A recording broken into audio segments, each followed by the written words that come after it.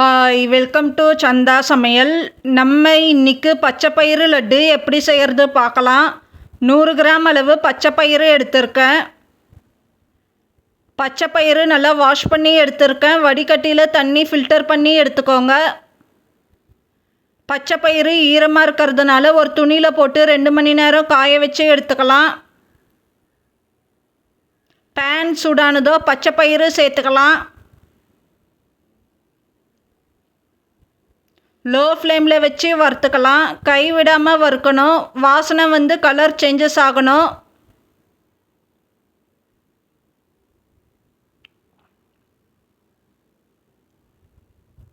இப்போ வறுபட்டிருக்கு, stove off பண்ணிடலாம். வறுத்த பச்சைப்பயிறு ஒரு பிளேட்டுக்கு மாற்றிருக்கேன். ஆற விடணும். ஆறினதும் மிக்ஸி ஜாரில் சேர்த்துருக்கேன். 2 ஏலக்காய் சேர்த்துக்கலாம். இப்போ அரைச்சி எடுத்துக்கலாம். அரைச்சி எடுத்திருக்கேன். 100 கிராம் கப் அளவில் 3/4 கப் அளவு வெல்லம் எடுத்திருக்கேன். வெல்லத்தில் தண்ணி சேர்த்துருக்கேன். வெல்லம் காய்ச்சி எடுத்துக்கலாம்.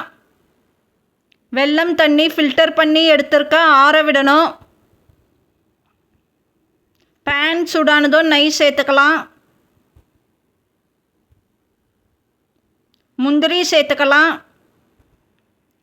முந்திரி வறுபடணும். வறுத்ததோ ஒரு பிளேட்டுக்கு மாற்றிக்கலாம்.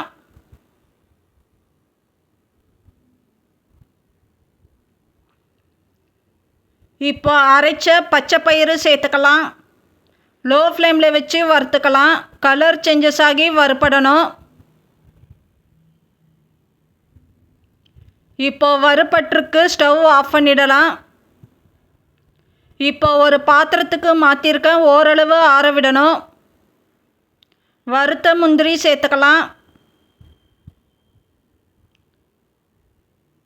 வெல்லம் தண்ணி சேர்த்துக்கலாம். வெல்லம் தண்ணி தேவையான அளவு மட்டும் சேர்த்துக்கலாம். கொஞ்சம் கொஞ்சமாக சேர்த்து மிக்ஸ் பண்ணிக்கலாம். இப்போ கை பொறுக்கிற சூடு ஆனதோ நல்லா மிக்ஸ் பண்ணி எடுத்துக்கலாம்.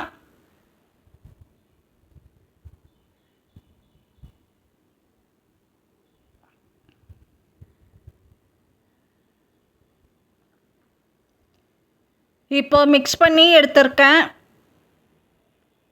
கையில் நெய் அப்ளை பண்ணியிருக்கேன். உருண்டை பிடிச்சிக்கலாம்.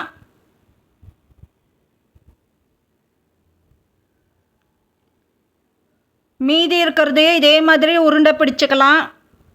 இப்போ நமக்கு பச்சைப்பயிறு லட்டு ரெடி ஆகிடுச்சு. இந்த சேனல் பிடிச்சிருந்தால் லைக் பண்ணுங்கள், ஷேர் பண்ணுங்கள், சப்ஸ்கிரைப் பண்ணுங்கள்.